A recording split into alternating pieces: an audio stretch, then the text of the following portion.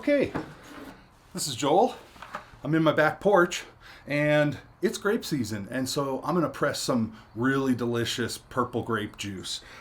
Today, just taking a look at the bucket here, you can see I've got about 3.5, maybe 4 gallons of grapes. That's gonna turn into, we'll find out in a few minutes, but it's gonna be about 3/4 of a gallon of juice. Just wanted to show you, got some lovely clusters here to work with. This variety is Saint Theresa. It's a seedless black purple grape, and I want to give a shout out to the Plant Select program for introducing this variety. It's really productive here on the Front Range of Colorado.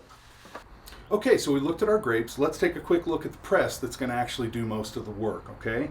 So if you look right here, we've got this swing arm with this red round plate on it attached to these handles. This I'm going to crank down to apply pressure to the fruit to squeeze the juice out.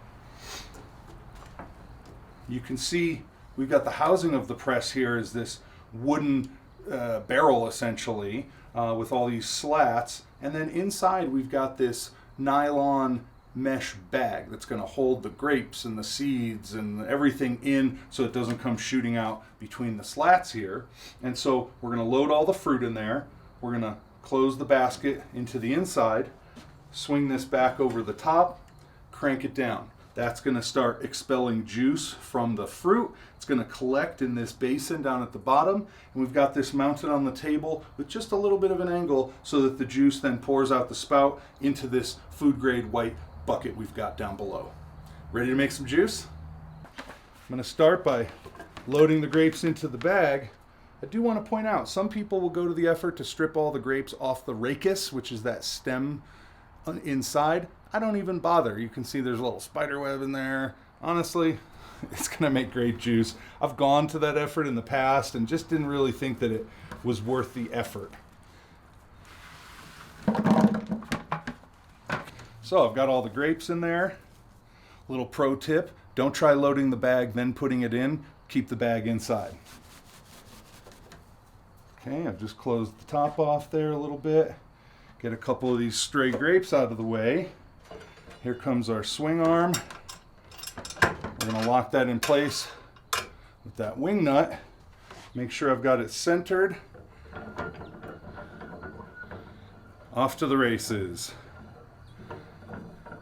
I mentioned before that I've got the base here clamped to the table and taped down a little bit.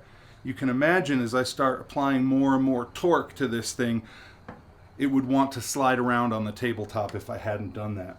Okay, so right about here is where I can feel the pop, pop, pop of the first grape starting to get mashed. In a few more turns, I'll probably start to see the first bits of juice dribbling down out the bottom.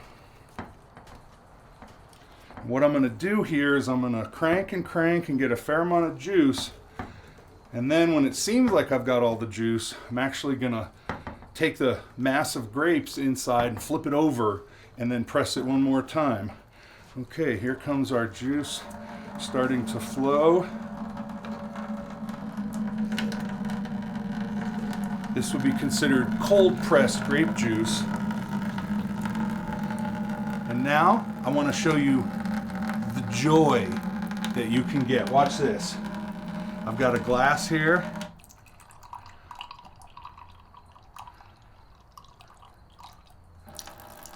You can see that lovely color we're getting. That is just wildly good. And I want to point out, if you like your juice sweet, well, your process is pretty much done. The best way to preserve this and keep this fresh grape flavor is to freeze this juice, okay? You can make popsicles, you can make ice cubes. Ice cubes are really handy if you want to make a mixed drink using some of this fresh grape juice as your mixer at some point. But I also wanted to point out that this juice is also now ready to be fermented into a hard grape cider that's really easy to make, and all of your natural yeasts are already in there to kick off your fermentation. You can see I've barely cranked it all, and I've probably got 1 liter of juice.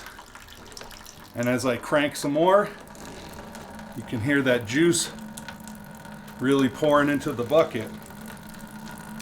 And like I said, a rule of thumb for your expectations on how much juice you're going to get you're going to get about a gallon for every 4 to 5 gallons that you fill up with fruit. So whether that's apples or pears or grapes, if you fill a 5-gallon bucket, you're going to get pretty close to a gallon of juice.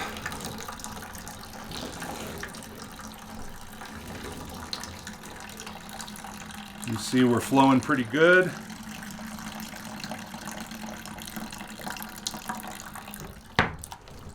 Crank it a few more times.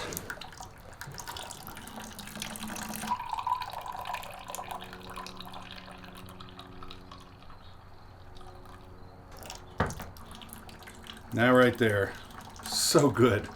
But watch out, it is extremely high in sugar content. So for any of you that are watching your dietary sugars, use sparingly.